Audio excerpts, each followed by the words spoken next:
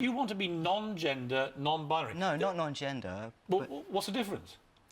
Well, you keep talking about gender neutrality, and it's not like I go around telling people that I'm gender neutral. There's no lack of anything. I just define as non-binary, so I refuse to identify myself as male or female, Can as a man or a I woman. just wonder if we can, because it's obviously, you know, it's been a big subject on our programme. It gets a huge response whenever we talk about it. I know this interview will generate a lot of comments. And we admire you coming on to debate this. No, we do. I do. You know, and it is a really important debate to have. I just wonder how many people it affects. I just think that non-binary issues aren't going to go away. So it's either you get on board, or you know, we end up looking. But get on board with how many people are we? In terms of a proportion we don't know. of the population. That's the thing. You know, a lot of people. You know, what does non-binary look like? We're here to kind of show you that actually gender expression and gender identity are two different things, and non-binary people aren't just wearing paper bags. Let me give you another hypothetical. Yesterday we interviewed a guy from a police force in Northampton. They've gone gender neutral. Made a point of saying that. I said to him, OK, what about if criminals decide to be gender neutral? And so when they're convicted, they do not want to be put in a male or female prison.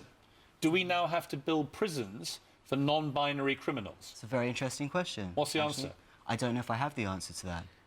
You would presumably encourage them to have... Because they can't be put in a male or female prison, right? Well, if I went to prison or Al went to prison, what would happen? Well, where would you be put? I would be put in a female prison because of my gender marker in my passport. Right, but would you be happy about that?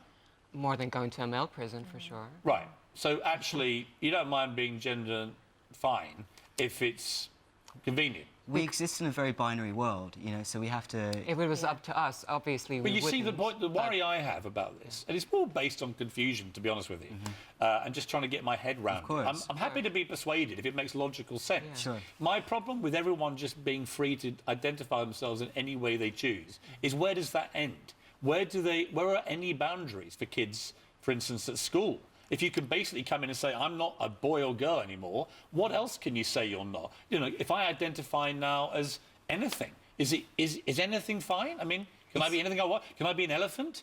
Can I literally say, I'm now an elephant, and do I get afforded elephant rights? Can I go to London Zoo? I don't think it's... Well, I know you think it sounds silly, but I'm taking your argument. Can I go to London Zoo and demand to be put in an elephant compound because I've decided I'm an elephant? The real question should be, why is it that 48% of trans youth are attempting suicide? And I think we need to look into that. How many because people... this is a real thing. OK, how many trans youths in Britain last year committed suicide?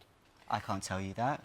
It's like I can find out for you. I heard it's like 2 or 3 people. Which Two or three people? It's incredibly... That's what I heard, right? Is that true or not? Well, I'd say that's definitely not true. Well, that's just a statistic I read. I don't know if that's true or not. My point about it is this. However terrible for those people, anyone who commits suicide, it's awful, right? We all accept that.